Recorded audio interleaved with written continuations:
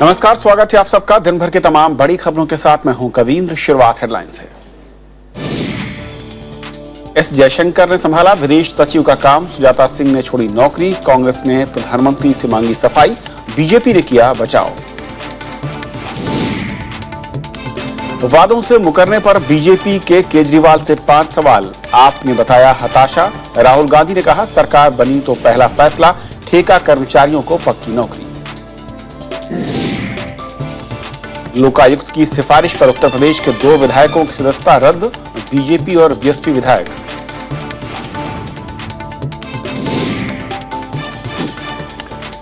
America नहीं मानता अफगान तालिबान को आतंकी संगठन। व्हाइट हाउस ने बताया हथियारबंद उग्रवादी समूह। आईएस पर कड़ा रोक।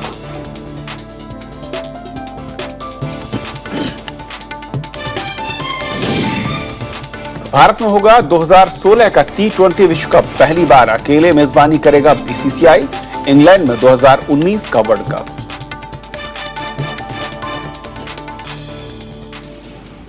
और आइए देखते हैं पहली खबर।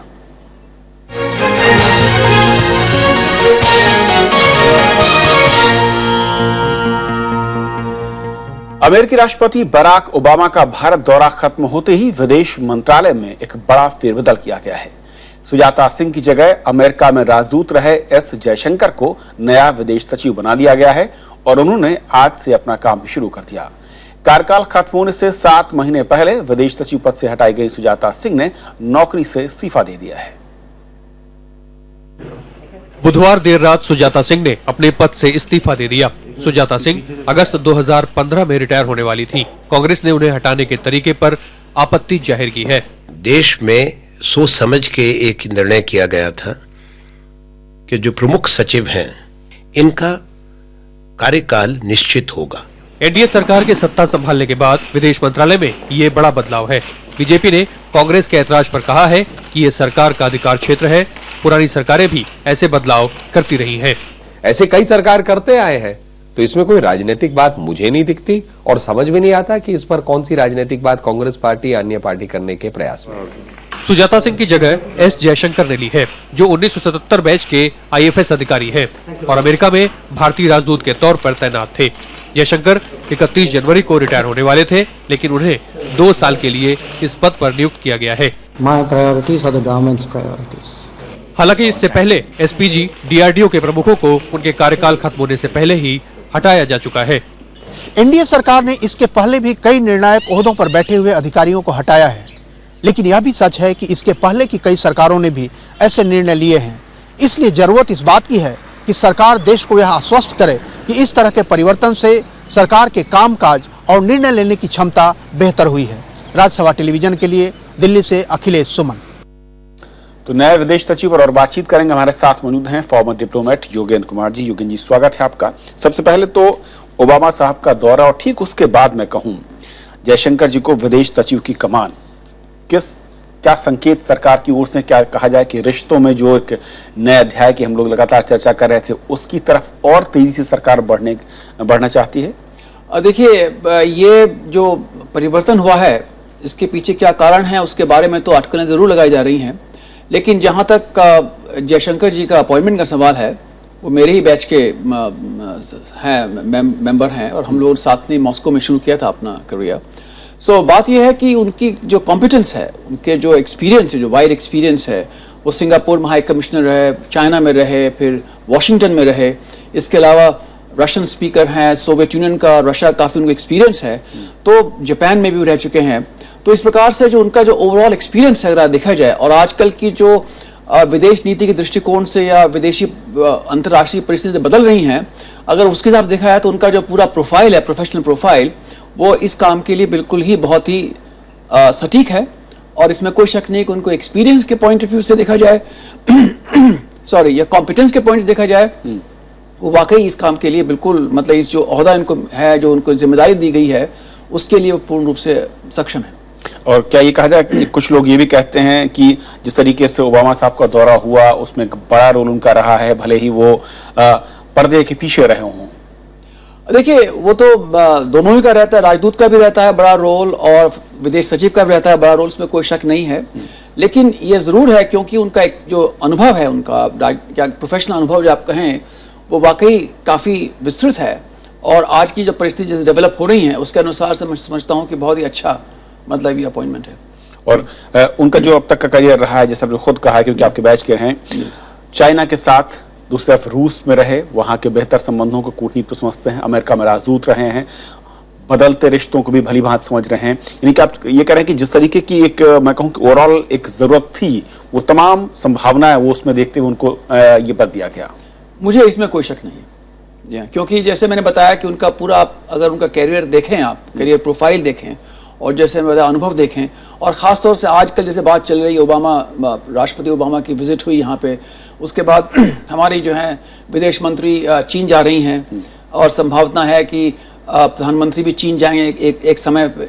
और जो चीन अब जा रही हैं वो रशिया, इंडिया, चाइना का जो एक त्रिपक्षीय जो विदेश मंत्री के स्तर पर जो वार्तालाप है उस सिलसिले में जा रही हैं। तो ये इस मतलब आप देखें जो राजनीतिक और अंतर्राष्ट्रीय जो पहलू बदल रहे हैं, जो इस प्रकार से परिवर्तन हो रहा है, उसमें ज़रूर है कि जो व्यक्ति इन सभी चीज़ों के में अच्छा माहिर है और उसको काफ़ी जानकारी, अनुभव है, वो इस काम में लगाया जाए तो अच्छी बात है। और क्या इस तरीके से वैसे कहा जा सकता है कि अमेरिका के साथ, क्योंकि अमेरिका में राजदूत रहे हैं और हाल के दौरे से लोग जुड़कर देख रहे हैं, तो ये संकेत भी है कि भारत अब अमेरिका के साथ और तेजी के साथ ज्यादा मधुर रिश्ते चाह रहा है, उस दिशा में भी इसे देखा जाए? देखिए, मैं इसको ऐसे देखता हूं कि ये एक जो डायनामिक डेवलप हो रही है, इसको उस दृष्टिकोण देखना चाहिए, क्योंकि अमेरिका से संबंध अच्छे हो रहे हैं, इसमें कोई शक नहीं है। लेकिन मुझे इसमें भी पूरा यकीन है कि भारत सरकार जो है, जो नेतृत्व है आजकल, हमारा नेतृत्व है, उनकी प्रयास ये भी हुआ कि चीन के साथ संबंध अच्छे बढ़ें। ये मतलब इस प्रकार से जो राजनीति और कूटनीति में जो इस प्रकार के जो मतलब ये डेवलपमेंट्स होते रहते हैं, वो तो अपने देश के हित को देखकर ही किए जाते हैं। और मैंने जैसे बताया कि इसमें कोई शक नहीं कि जो आजकल जो परिवर्तन हो रहे हैं, साउथ चाइना सी के बारे में बात हुई, एशिया पैसिफिक के बारे में बात हुई, इसके अलावा जो है चीन से जो संबंध, हमारे राष्ट्रपति शी जिनपिंग यहाँ आए थे हमारे यहाँ पहले, और प्रेसिडेंट पुतिन आए थे, इसके अलावा और भी बड़े बड़े जो शीर्ष नेता आ चुके हैं विदेशों से। तो वो सब जो है अगर आप देखें तो हमारी जो विदेश नीति है वो तो बहुआयामी होनी ही चाहिए, क्योंकि अगर आप एक ही देश से ज़्यादा समझें कि बहुत क्लोज निकट हो जाएं और दूसरों से वो रिश्ते जो हैं आप ऐसे मजबूती से न बनाएं, तो उसमें तो नुकसान तो भारतवर्ष का ही होगा। और योगेन जी, कोई खास खूबी आप इनके बारे में जयशंकर जी बताना चाहेंगे, क्योंकि आपके बैच के आप बेहतर समझा सकते हैं दर्शकों के लिहाज से कि रिश्तों के लिहाज से कि ऐसी खूबी जो आपको लगता है कि बहुत ही की फैक्टर उनके लिए?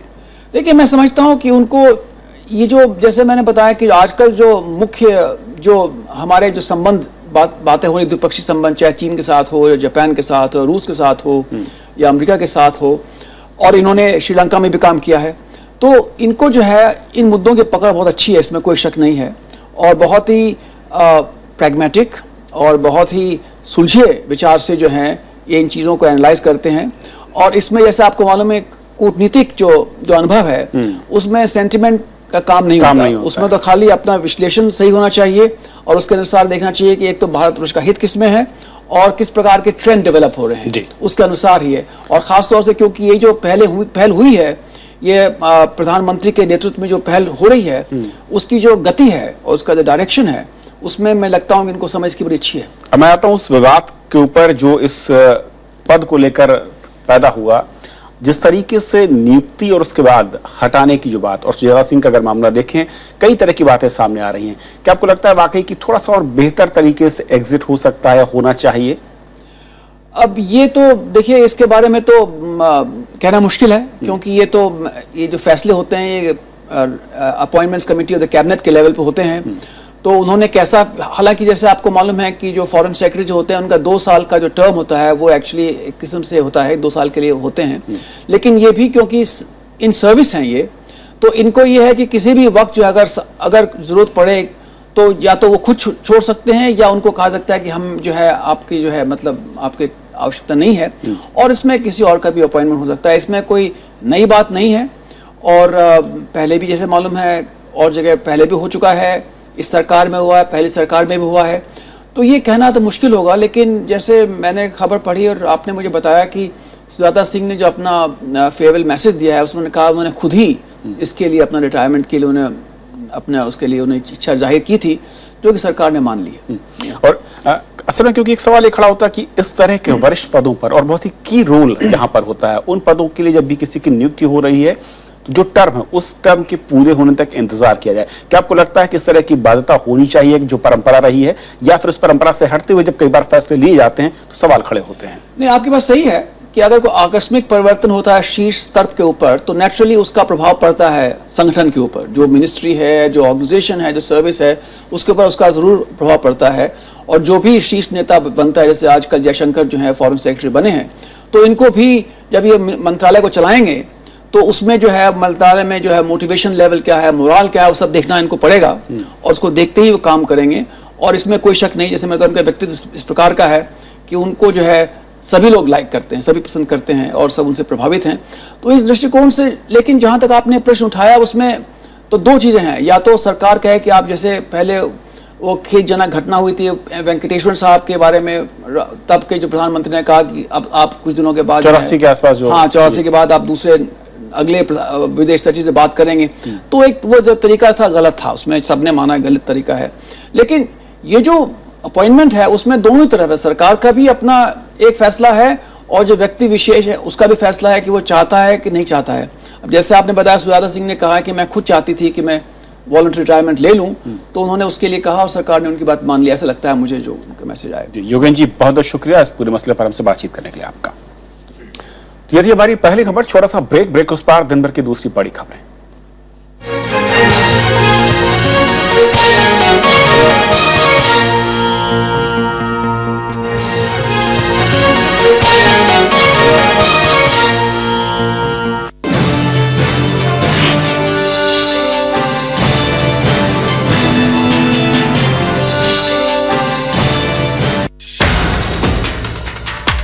दिल्ली में बढ़ा सियासी पारा, छिड़ी जुबानी जंग। ये सरकार केवल और केवल सरमाएदारों की सरकार है। नरेंद्र मोदी जी हमको ले जा रहे हैं, ओबामा जी ऐसे नहीं आते। सारे वादों से मुकर गई बीजेपी। ये पब्लिक है, सब जानती है। चढ़ा चुनावी रंग,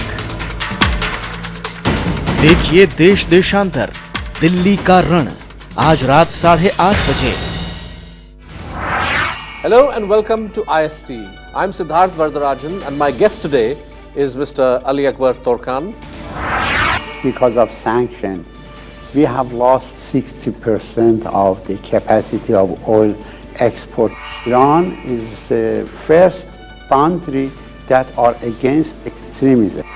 The Indian side, strategically, they need to have this pipeline and this source of energy. Watch Ali Akbar Torkan, Chief Advisor to President of Iran, in conversation with Siddharth Vardarajan in Indian Standard Time on Rajya Sabha Television.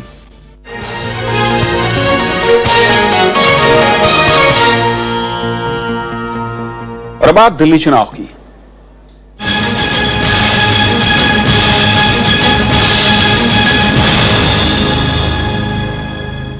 आम आदमी party के नेता अरविंद केजरीवाल का घेराव करने के लिए BJP हर रोज सवालों की बौछार करेगी। ऐलान के पहले दिन बीजेपी ने 5 सवाल पूछे हैं, जिसमें कांग्रेस का समर्थन लेने से लेकर बिजनेस क्लास में हवाई सफर तक का जवाब मांगा गया। हालांकि आम आदमी पार्टी ने इसे बीजेपी की हताशा करार दिया। बीजेपी के प्रचार अभियान से साफ लग रहा है कि वो अपनी टक्कर आम आदमी पार्टी से ही मानकर चल रही है। 2 दिनों से कद्दावर नेताओं के मंथन के बाद पार्टी ने आम आदमी पार्टी को निशाने पर लिया है। 5 तारीख तक बीजेपी रोजाना अपने प्रचार में जनता के सामने ये सवाल रखेगी। इनमें कांग्रेस के सहयोग से सरकार बनाने से लेकर केजरीवाल ने जो Z श्रेणी की सुरक्षा ली उसको उछाला जाएगा।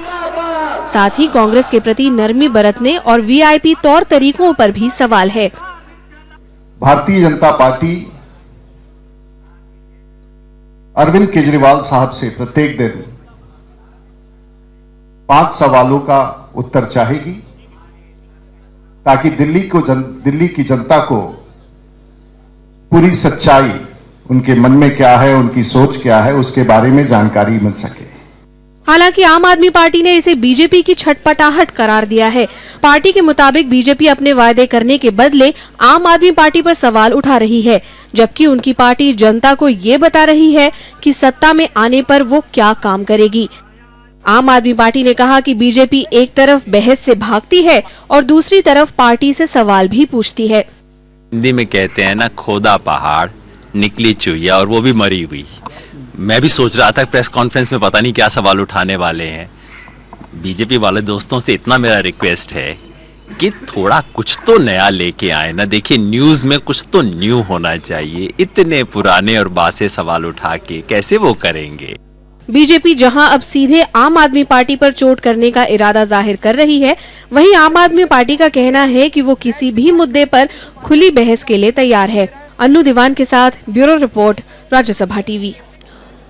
बीजेपी और आम आदमी पार्टी सवाल और जवाब में उलझी हुई है तो कांग्रेस वादों की झड़ी लगा रही है। दिल्ली के शास्त्री पार्क में पहली रैली में उतरे कांग्रेस उपाध्यक्ष राहुल गांधी ने ठेका कर्मचारियों को स्थायी नौकरी देने का वादा किया और आरोप लगाया कि आम आदमी पार्टी कांग्रेस को हराने के लिए मैदान में उतरी है। राहुल यहीं पर नहीं रुके और आरोप लगाया कि बीजेपी ने लोकसभा चुनाव के बाद से अब तक एक भी वादा पूरा नहीं किया है। राहुल गांधी के मैदान में उतरने के बाद कांग्रेस का प्रचार अभियान तेज हो गया है। गुरुवार को दिल्ली के शास्त्री पार्क की रैली में राहुल गांधी ने केंद्र की एनडीए सरकार से काले धन की वापसी का हिसाब मांगा। राहुल ने आरोप लगाया कि बीजेपी को गरीबों की चिंता नहीं है। काला धन है, करोड़ों रुपए हिंदुस्तान के बाहर पड़े हुए हैं, उसको मैं उठा के यहाँ वापस लाऊंगा। राहुल गांधी ने कहा कि दिल्ली में कांग्रेस की सरकार बनने पर नौकरियों में ठेका प्रथा समाप्त की जाएगी और गरीबों को छत का अधिकार मिलेगा।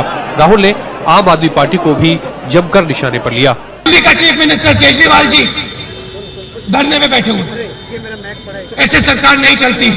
कांग्रेस उपाध्यक्ष ने अमेरिका के साथ परमाणु करार के प्रावधानों पर भी आपत्ति जताई है। उन्होंने कहा कि परमाणु ऊर्जा संयंत्रों से किसी नुकसान की सूरत में अमेरिकन कंपनियों को भरपाई नहीं करने की सहूलियत मुहैया कराई गई है। रविंद्र सिंह शौरान, राज्यसभा टीवी। विधायक बनने के बाद भी सरकारी ठेके लेने वाले उत्तर प्रदेश के 2 विधायकों की सदस्यता रद्द कर दी गई है। लोकायुक्त की सिफारिश पर राज्यपाल ने बीजेपी विधायक बजरंग बहादुर सिंह और बीएसपी के उमाशंकर सिंह के खिलाफ ये कार्रवाई की। विधायक बनने के करीब 3 साल बाद दोनों पर यह कार्रवाई की गई है। उत्तर प्रदेश लोकायुक्त एनके मेहरोत्रा की सिफारिश पर भ्रष्टाचार के मामले में 2 विधायकों पर कड़ी कार्रवाई की गई है। लोकायुक्त जांच में सामने आया था कि विधानसभा चुनाव के लिए चुने जाने के बाद भी बजरंग बहादुर सिंह और उमा शंकर सिंह ठेकेदारी कर रहे थे। मैंने जब ये जांच में ये पाया कि विधायक ठेके ले रहे हैं तो मैंने सारे यूपी की खबर मांगी थी, उसमें बजरंग बहादुर सिंह का भी नाम आ गया था। तो मैंने गवर्नर साहब को रेफरेंस कराया था मुख्यमंत्री से कि ये डिस्क्वालिफिकेशन है, ये लोग विधानसभा के सदस्य नहीं रह सकते। लोकायुक्त की सिफारिश पर राज्यपाल राम नाईक ने चुनाव आयोग से रिपोर्ट मांगी थी। रिपोर्ट मिलने के बाद राज्यपाल ने दोनों आरोपी विधायकों को अपना पक्ष रखने का मौका दिया था। इसके बाद इस पर कानूनी राय भी ली गई। ये सदस्यता डिस्क्वालिफिकेशन करने की जो है निर्णय जो होता है वो भारत के निर्वाचन आयोग से परामर्श करने के बाद होता है। उन्होंने परामर्श मांगा, भारत सरकार के निर्वाचन आयोग ने मेरे मत की पुष्टि कर दी, जिस पर आज राज्यपाल जी ने अपना जजमेंट दिया है। बजरंग बहादुर सिंह महाराजगंज की फरेंदा और उमा शंकर सिंह बलिया जिले की रसरा विधानसभा सीट से चुने गए थे। उमा शंकर सिंह ने साल 2012 में विधायक चुने जाने के बाद भी ये काम जारी रखा, जबकि बजरंग बहादुर ने 15 अक्टूबर 2012 को लोक निर्माण विभाग में ठेका लिया था। Bureau report, Rajya Sabha TV. जनता परिवार के विलय से पहले दरार की अटकलों को राष्ट्रीय जनता दल के अध्यक्ष लालू प्रसाद यादव ने खारिज कर दिया है। उन्होंने एकला चलो रे की बजाय एकता का नारा दोहराया। इससे पहले राजनीतिक हलकों में जनता परिवार के महागठबंधन को लेकर लालू और नीतीश में दरार की अटकलें लगाई जा रही थी। उधर जेडीयू अध्यक्ष शरद यादव ने भी जनता परिवार की एकता में दरार की खबरों का खंडन किया है। जनता दल परिवार की एकता के लिए कहीं भी कोई रुकावट नहीं है। हम एक होना चाहते हैं और एक हो रहे हैं। जनता परिवार की एकता के मामले में पक्का होना है। ये इसमें इधर उधर की थोड़ी बहुत दिक्कत होगी, लेकिन ये एकता होगी। दिल्ली के 3 जिले राष्ट्रीय मानव विकास सूचकांक में सबसे आगे हैं, जबकि बिहार के कई जिले इस सूचकांक में सबसे पिछड़ों में शामिल हैं। यूएस इंडिया पॉलिसी इंस्टीट्यूट की ओर से मानव विकास सूचकांक पर जारी रिपोर्ट में ये जानकारी सामने आई। इस रिपोर्ट का विमोचन उपराष्ट्रपति मोहम्मद हामिद अंसारी ने आज किया। यूएस इंडिया पॉलिसी इंस्टीट्यूट ने 600 से ज्यादा जिलों पर आधारित मानव विकास सूचकांक की रिपोर्ट जारी की है। रिपोर्ट में लोगों की आर्थिक, शैक्षिक और स्वास्थ्य की स्थिति का आकलन किया गया है। उपराष्ट्रपति मोहम्मद हामिद अंसारी ने कहा कि ऐसी रिपोर्टों से समावेशी विकास की बेहतर नीतियां बनाने में मदद मिलेगी। This is a commendable effort, a very useful publication. It is easy to talk about equal opportunity, but to actually implement it, you need to quantify it. Where is the need for equal opportunity? राजधानी दिल्ली के 3 जिले मानव विकास सूचकांक में सबसे आगे हैं। इनमें उत्तरी दिल्ली शीर्ष पर है, जबकि सबसे पिछड़ा जिला बिहार का शिवहर है। 20 सबसे पिछड़े जिलों में 9 बिहार के, जबकि 8 उत्तर प्रदेश के हैं। डेवलपमेंट का जो डिबेट होना चाहिए वो डिस्ट्रिक्ट पे हो, क्योंकि लोग वहां रहते हैं, वहीं पे उसका चर्चा हो और वहीं पे उसकी जो पॉलिसीज हैं वहीं पे बने। रिपोर्ट में देश के सामाजिक धार्मिक समुदायों की स्थिति को लेकर भी अलग से अध्ययन किया गया है। प्रणव गोस्वामी, राज्यसभा टीवी। सरकार ने कोल इंडिया लिमिटेड के विनिवेश के लिए एक शेयर की कीमत 358 रुपए तय की है। कंपनी के 10% हिस्सेदारी कल बेची जानी है। इससे सरकार को करीब 22,600 करोड़ रुपए मिलने की उम्मीद है। कोल इंडिया में सरकार की फिलहाल 90% हिस्सेदारी है। वहीं पर ट्रेड यूनियन इस फैसले के खिलाफ कल प्रदर्शन करेंगी। मजदूर संगठनों ने आने वाले वक्त में हड़ताल की चेतावनी भी दी है।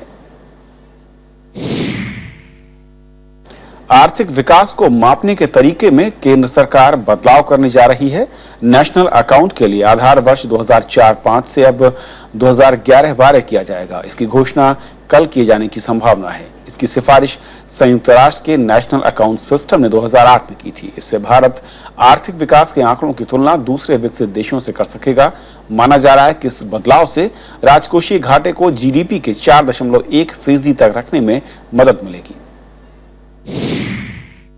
That we are following very prudent fiscal policies and that we are quite confident that we will in fact meet our numbers for this year. So I don't anticipate that there should be any challenge or issues that देश के लिए जान देने वाले जांबाज colonel M.N. राय का आज पूरे सैन्य सम्मान के साथ अंतिम संस्कार कर दिया गया। जम्मू कश्मीर के पुलवामा जिले में मंगलवार को आतंकियों से लड़ते हुए M.N. राय शहीद हो गए थे। दिल्ली कैंट में आज उन्हें नम आंखों से श्रद्धांजलि देने वालों में जनरल दलबीर सिंह सुहाग समेत सेना के अनेक वरिष्ठ अधिकारी मौजूद थे। 42वीं राष्ट्रीय राइफल्स के कमांडिंग ऑफिसर M.N. राय को 26 जनवरी को युद्ध सेवा मेडल के लिए दिए जाने का ऐलान किया गया था। आतंकी संगठनों के बीच अंतर करते हुए अमेरिका ने अफगान तालिबान को आतंकवादी संगठन मानने से इनकार कर दिया है। व्हाइट हाउस अफगान तालिबान को हथियारबंद उग्रवादी संगठन मानता है। व्हाइट हाउस की कल हुई प्रेस ब्रीफिंग में उप प्रेस सचिव एरिक शल्टज ने कहा कि हम अफगान तालिबान को आतंकवादी संगठन नहीं मानते। हमारे लिए इस्लामिक स्टेट आतंकवादी संगठन है। अमेरिका के विदेश विभाग ने अफगान तालिबान को विदेशी आतंकवादियों की सूची में शामिल नहीं किया है, लेकिन तहरीक तालिबान और हक्कानी नेटवर्क को इस सूची में रखा गया है। The Taliban is an armed insurgency. ISIL is a terrorist group, so we don't make concessions to terrorist groups. We feel the Taliban is a terrorist group. I don't think that the Taliban is an armed insurgency.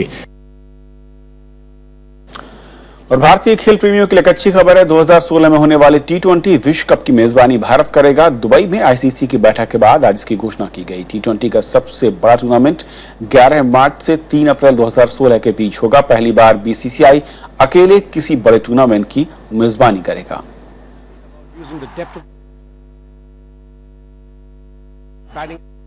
तो खबरों के सफर में इतना ही, लेकिन जाते जाते छोड़ जाते हैं बीटी रिट्रीट की कुछ खूबसूरत झलकियों के साथ।